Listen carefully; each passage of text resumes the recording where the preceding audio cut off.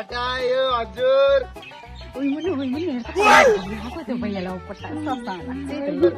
राख्नुहोस् हजुर। ल यी काटा आएको छ हजुर। भैया तपाईँले दामी दामी काँटा लिनु रहेछ। हामी कति हो नि यिनलाई? यिनलाई कति हो नि? यसलाई 30 रुपियाँ, यिनीहरूलाई 20 रुपियाँ हो हजुर। 50 रुपियाँ हो। कहाँ यस्तो भन्नुहुन्छ के भैया? तपाईँलाई एकदम मिलाएर भन्दैछ हजुर हामीले, एकदम मिलाएर रेट हजुर एकदम।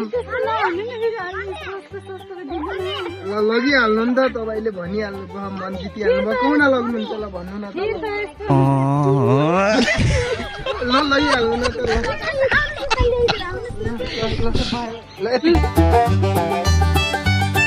यति भइसकेपछि भयो नि, तपाईँलाई खुसी हुनुहुन्छ नि।